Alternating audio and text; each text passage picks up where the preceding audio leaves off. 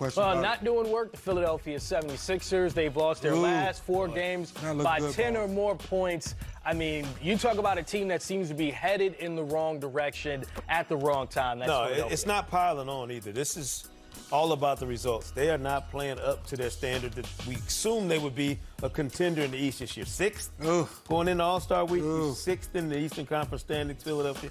Unacceptable when you look at the money that's being shelled out for their top 4 guys.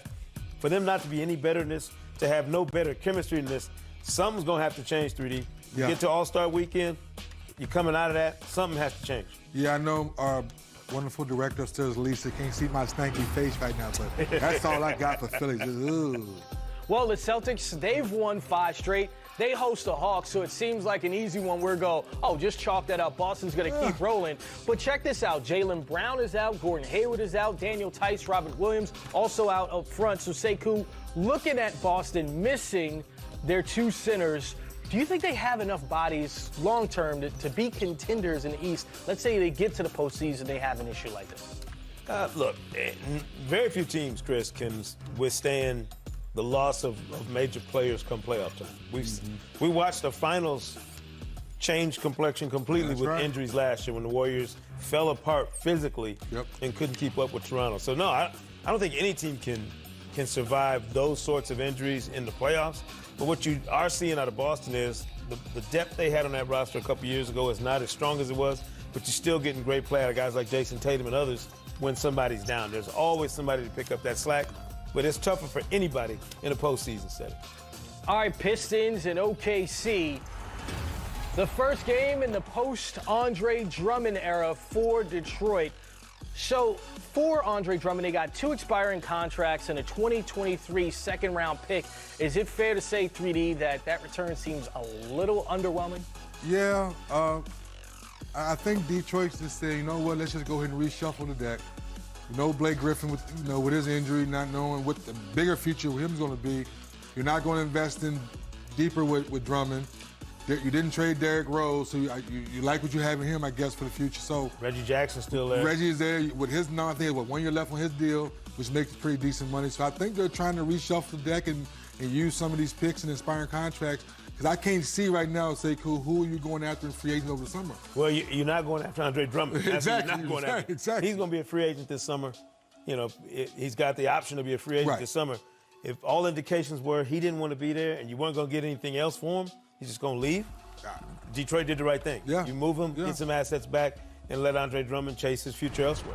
Yeah, it looks like they have $66 million on the books for next season right now. Raptors, Pacers, second time these teams are playing in the last 3 days. If tonight's game is anything like Wednesday's game, it's a gift from the basketball gods. Raptors won by a single point to reach a franchise record, 12 straight wins. 3D, how is this team better this year as far as their record is concerned without Kawhi Leonard? Well, they're proving people like me wrong that at first, Sekou, I was on the other side where I thought Masai may blow things up because we didn't get Kawhi to stay or get those pieces for Danny Green, so to speak. Well, Spicy P, he's improved and shown us he can be a go-to guy. Norman Powell, he's showing coming off the bench he can be good. Steady Freddie Van Fleet, he's going to be a starting point guard next year on somebody's roster. So each guy, also Kyle Lowry, when he got the extra year extension, people were like, what is Masai doing giving him another year at $33 million? So all the things that Masai Ujiri has done has come to fruition, and I admit, I was wrong. I didn't think they'd be this good. Matter of fact, Sekou, I didn't think they'd be in the mix, so I was wrong there. I had no idea how good they'd be, but we've seen this before. A team wins a championship, and they take it apart immediately. It sets you back. Think about what Dallas did after they won the That's what I was thinking. They should have rolled that roster out for another year. You never know what happens. Toronto did a smart thing. They kept the core together outside of Danny Green and Kawhi, and have given them a chance to grow together a little bit. Now you transition in whatever's next with a star. You now got an all-star in Pascal Siakam that 2 years ago we weren't sure what he was going to be. Now he's a legitimate all-star and a chance to be a building block for you for the future. All-star starter. Very shrewd work by Masai. And also, too, Nick Nurse. Remember when Marcus Gasol went down and Siakam went down and Ibaka went down? When those 3 went down, I said, okay, this could be the problem for this rap. Clock expired. Let's welcome in Grizzlies broadcast analyst Brevin Knight. Okay, Brevin, Justice Winslow, a 23-year-old, 5-year veteran, has played just 11 games this season with various injuries. How much are the Grizzlies expecting him to contribute this season? Well, I think the biggest thing is for him to get back healthy, first and foremost. He's missed a large part of the season with a back situation, and so they're not going to rush him to get back on the floor. Unfortunately, we saw him play a great game against us early in the first game of the season. I think he had about 26 points. He's been doing a better job of playing with the ball in his hands, and so with the way that the Grizzlies move the basketball with their free style of playing and the spacing that they play with, I think it'll be a nice fit for Justice once he gets himself healthy. Well, Yahoo Sports' Chris Haynes reported that Dion Waiters was going to actually be waived by the Grizzlies. Are you hearing the same thing as far as Memphis's plans with Waiters? Those are reports that we're hearing. We haven't heard anything different in that fashion, and so that was one of those things that you wait until it is securely done before you start to talk or speculate about it. So whatever would happen with that, hopefully for him and his career, it continues to move forward. If it is here with the Grizzlies, hopefully he comes in and is able to knock down some shots and be the scorer that he's always been. Brevin, I saw you a few weeks ago for a game, and we were talking about how the basketball guys take care of certain franchises, how they handled Mike Conley, how they handled Marcus on the way out. Then you get Ja Morant, now Jaren Jackson Jr. How well those two guys mesh together, and how bright are their futures? Well, first off, the future is as bright as these lights that are shining on me right now. So these guys are they have a bright future together, and the one thing that has happened is they're starting to find the synergy playing with one another.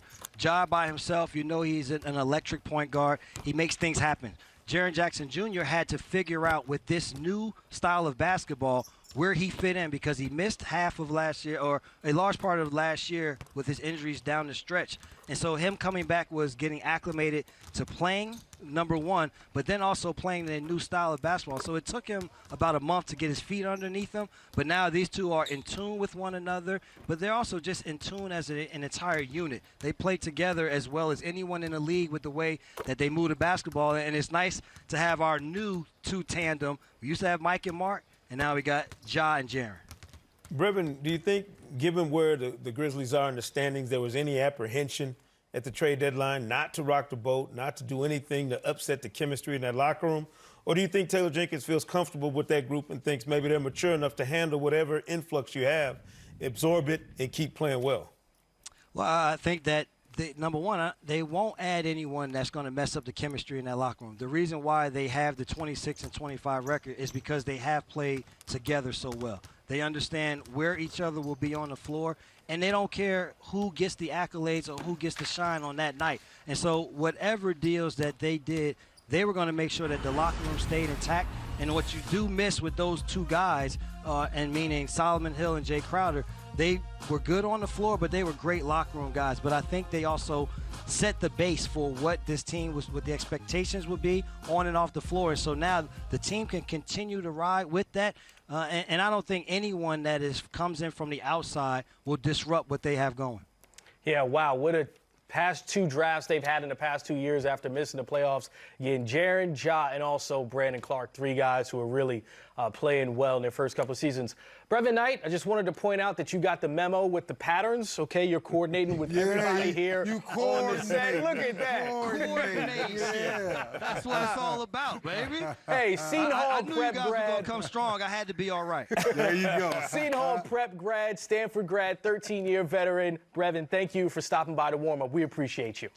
Oh, thanks for having me. You guys have a good one. You too, boy. Night. That's my man. Okay, so it's all positive vibes talking about the Grizzlies. What about the 76ers? Sekou, let's start with you there. Well, you want to go dark. No, I'm going to actually try to bring some light to the situation with them. How about this? 22nd in three-pointers made this season per game, but then they add Glenn Robinson, Alec Burks, Glenn Robinson shooting 40% from three on the season, Alec Burks 37%. But is this going to help? Because it seems like you guys are like, that's not the issue, though.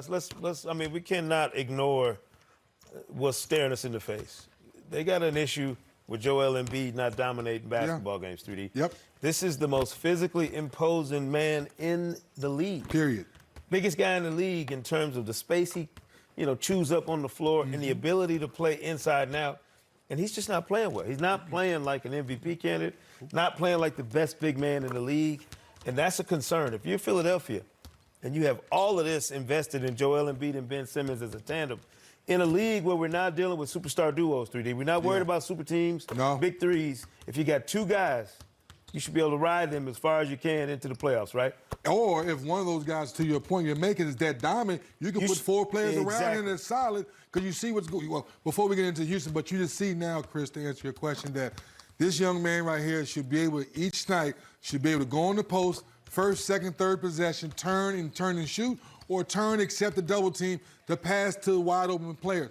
Now I'm answering your question. J.J. Redick's gone. Jason Richardson, the hamstring might be a little while. Josh Richardson might be a few more games for him to be 100%. There is no other outside shooting. He's supposed to come back tonight. Well, once again, talking about a hamstring. Yep. We thought he was coming back the other night. That's night. We know hamstring are so wishy-washy. You don't know that. So to bring in or to have consistent outside shooting, and now you're bringing in 2 guys where the numbers sound good, but Sekou, are we worried about Glenn Robinson, Alec Burks shooting jump shots all night? No. And I think both those guys are good additions. Right, but they're not the focal point. But every night they're going to be at the bottom of the scouting report. This is about Joel Embiid and Ben Simmons. Yeah, if you look at what Al Horford said, quote, there's some stuff going on in our locker room, and we'll keep that internal. Ben Simmons, love him to death. Joel Embiid, love him to death. Al Horford, love him to death. Tobias Harris, you talk to the basketball, he's just out there hooping. But when you look at all 4 guys together on the floor, it just doesn't work. Spacing's not there, and there's not one guy of those 4 where you're saying, you know what, we can't leave him. If Embiid makes 7 threes, the opposing team's like, yes. That means not getting nobody in foul trouble, nobody going to the free throw line. If Ben Simmons shoots a couple jump shots, a couple threes, yes, that means he's not dominating his position down, or should I say his opponent. That's what they have to figure out, to Sekou's point. One of these 2 men have to start taking over. It's a leadership void, Chris. This is what it is. They don't have a leader of this group right now that we can clearly identify, and that's hurting them night after night on the court. Yeah, Simmons was leading his team with Embiid out. They had won 6 of 7. Now they've lost 4 straight. Their only win with Embiid back was against the Golden State Warriors. The Blazers, though, they've been blazing hot. No problem. That's the leader right there for you. Yeah, ain't nothing like Dame. We'll check in on Dame Dollar next on the warm-up. What time is it?